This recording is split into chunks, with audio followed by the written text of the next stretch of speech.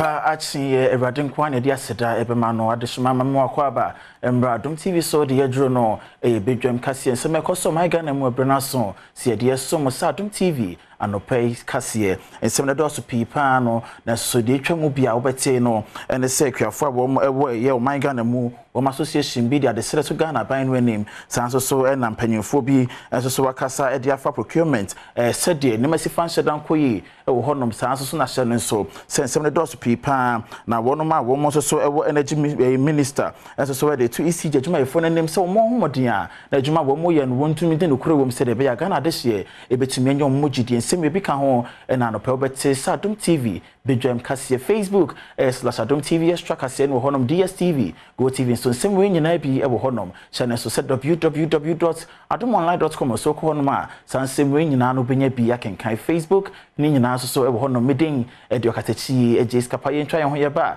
se de ensem ni sifatie no be hyase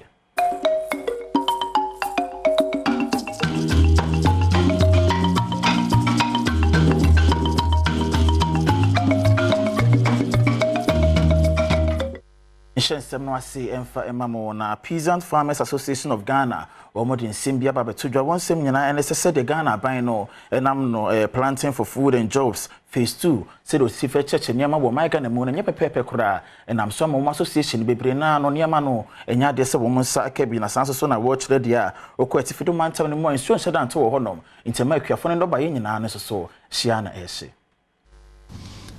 okọ some locations bi a for the past 2 months, it be a 1 month, it be a 2.5 months, no. In so entoy.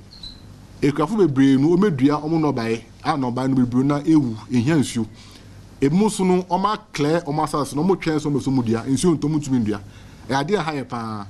Now, unfortunately, yen TBBA in Fiaban way.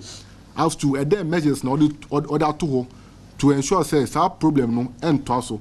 Because a twaswa, a implication, Emma no. In the next few months now, you expect to say you harvest no. Je nya no baby bree. It's not say abai no on shana on fa emergency situation nto. Because ye janesa say ye twen obo ade so fa nsumba na nsu namba. E de how kese pa na be brain. Anso hono mo a omusan so kasa ye de fa Ghana mampanyi one village one dam. Enhwe ya we de ba ya na osusu se no no beboa amaku adwuma na safa ne ntoma pa efra no ho. Ye wo agric director. Ye wo director te wo ho. Never be beer and show monster, no money. No more, ya far politicians. It's great to say, we share program now. Now, quite say, program any focus. I say, Obia here, do ye. Who cost some district camper? A be a district balcony, who farmers bear 40,000. Extension for number calculated data, or maybe 8 pay. Now, by saying, I call a crassy, I call this mess for data. And I did if you say, an idea of why. Until yes, friend say, a year PFJ gaps na umunu. Minister on share no address.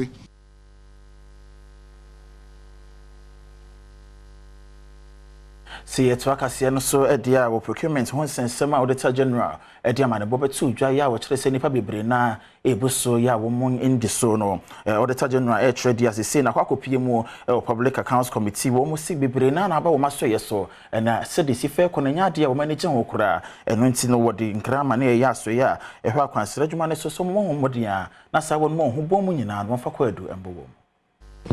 Honorable Deputy Minister, I want a confirmation if you have received communication from Office of Parliament on all the referrals we have made for prosecution. Yes. You have? We have. Good. What are you doing about? We've taken a giant step. So the DPP's office is reviewing it, and we intend having a special team to tackle all those matters. Okay. Thank you. And wachi CEO Emma Ghana Tourism Authority Akwesi Ajuman and so the piece to say.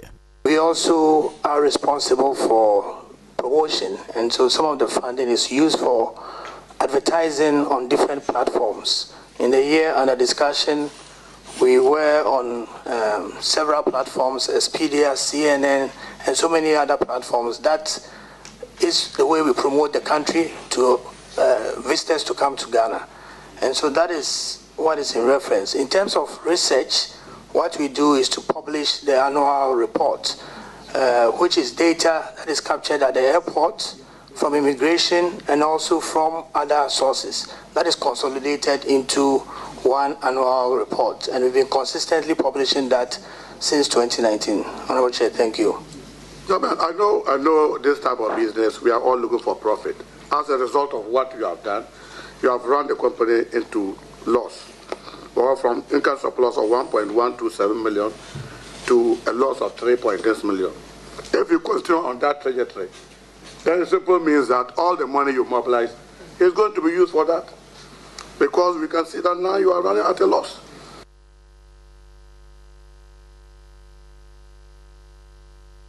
Minister of State was so yeah hwa den den ho nsem so Herbert Krapa e de futuo ma ECG adwuma iko so Mohammed no sha senya adwumaden se de be ya efiri bre mu kro no Ghana de hye e betuma sha senya ommo ejidie. Instead of 1 day, 2 days, within hours, it was customers' problems are resolved. Meaning set problems in every why and they naturally a major fault a bit may take a longer period. But on the average, generally, I would say within hours, ECG it may resolve the customers' complaints. My catch almost said I was a customers to me having access. I was a customer to me who said short code way in obeti media faso at the reach ECG. Also customer to me say ECG app okoswa obeti menya information. Also to me who number obeti me afre na obeti me complain at to ECG for any. Sa education, intimate social media and so we see social media, more so traditional media, town hall meetings, Ministry of Information vans here what ankra we see use san your money nyina if you say nyina na ebetimi akọ digital no so meter problem no a major problem me chairman of ECG board no me hu ye na ECG nso ebo omo modern pa eba meter sem na omo the loss reduction program abeto ho a sa program yi no mo hwe no mo di a increase na meters a ye dey call out to the customers ne be hia se ye be more if been so yesikasem maka managing director said me colleague minister for finance any aban ni nyina ye betra se ahwe kwan a ye betimi ahye ECG kena ye betimi ape sika bia momo na omotimi dia roll out meters no electricity ya ye nyina poles conductors transformers substation nyina fare by ni se meter be wo ho a ye ton electricity na amount for a bit customer bet me tuaka takano and I ECG bet me sand to fuel they are generating more power no as a tone nti ye fiama meters na akono na ye boy and kasanka say juma say no so any ebefa ama bills no amount for to me tua bills no na revenue akosro na yetimi ahwe ejuma e was Supreme Conference Series Jumadi ampanyo for the share so afibia e wo Mike and emo na fiwe so de no de share so e wo nkramantam no emo na conference na senior director general Ghana Ports and Harbour Authority Michael Luguchi ebon homodin dia desreto Ghana de hye nyina nim se wonsom oni ni panto bia bon homodin asensi wo Mike na mo no e betima ma yani akọ ya hweso ye se de be ya o Mike na pomodin sem no abrebia be gina bra nesika sem ne so etimi ayekama. The environment is a reflection of our own welfare and well-being.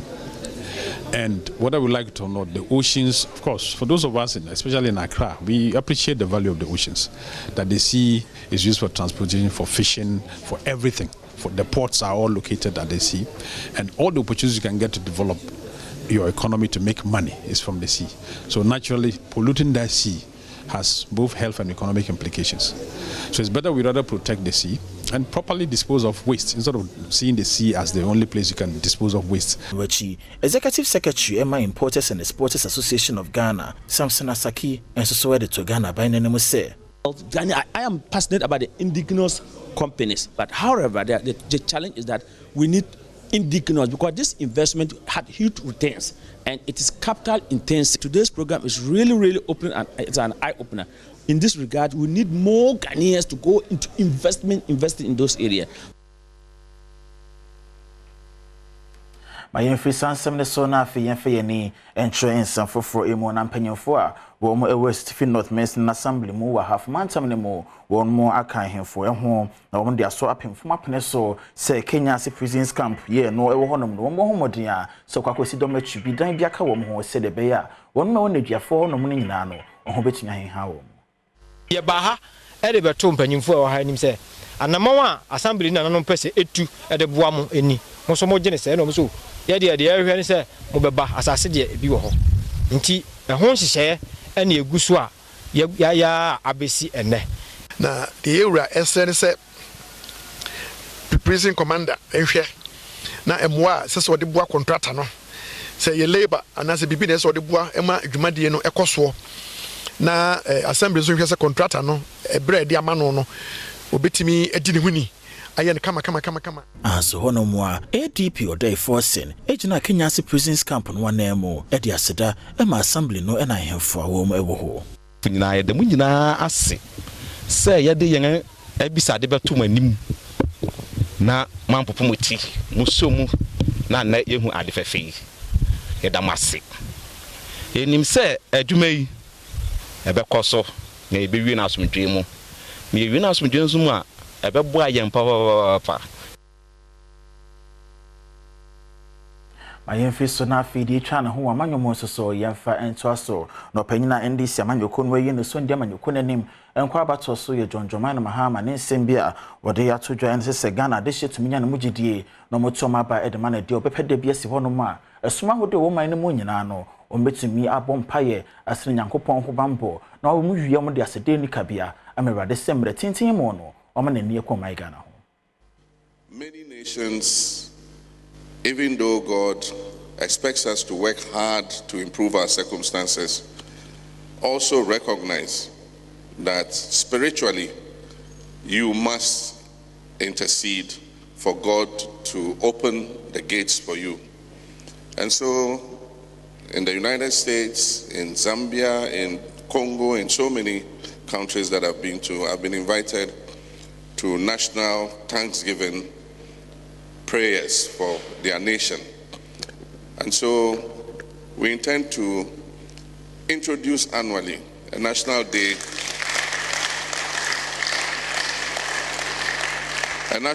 of prayer and thanksgiving, so that we will thank God for whatever he's done for us, so that he will do more for us.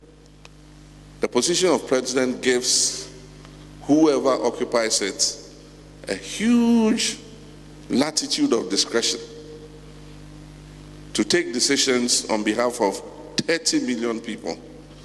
And some of those decisions could be very disastrous, and I can give you examples. If I were president, I would not have closed those 10 banks and thrown 10,000 of my citizens out of work. At the same time, you guarantee the deposits of everybody whose money was in the banks. And the guarantee of those deposits means that you have to refund to Ghanaians an amount of 22 billion cedis. So you solve a 4 billion problem with a 22 billion debt. And that's why I say there is huge discretion in the executive. And so we must be careful, because elections have consequences. And that's why, as men of God, you must pray that whoever is elected has the sense of discernment to make the right decisions, so that our nation will prosper and progress. Mayemfi NDC amanyoko no akache na afi yemfe yeni encho NPP amanyoko no akache na running mate the mama nyoko no ye Dr. Matthew Poku Prempe wodenkra emane kane mampani jonjoman mahama se na no abra no waban mo ne nsem bi okan ye se wono oyodwan awuwu ne yade bia Ghana de hyegu so akan tika beboa no so bekoso awufu mu sanse ohunu bia wawu a wasanso anyane abani so Brother Kuya Grase, also your Pocha will on your dead gold. Now, one equal Pocha will surrender.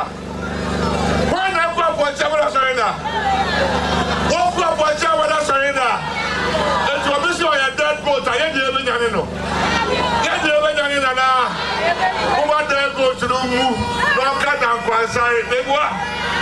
Sir, that go to the catcher and say, So 2 billion crown funds education on the basis of much was Zongo, na Zongo for work for them. So that go to know. I don't catch it, sir. On your magician, on your Juma Baba, what you? Some back one in the bottle of 2016. I don't be so by it. I say, so the Ghana's kind of special education, I don't think Ghana future. To me, we see, you know. NPP man you kono jom treni ye wa santimantam no emo Bernard Enchebo siakon enso so de sansem ye tudwa e de makane mampanyi John Dramani Mahama na muni made enwanwa na na kufa do ba ya pe ano se Dr. Matthew Opaku prempe mi judi enti the free education sa papa no ba ya no ano watimi aba ya ma free education abaye ye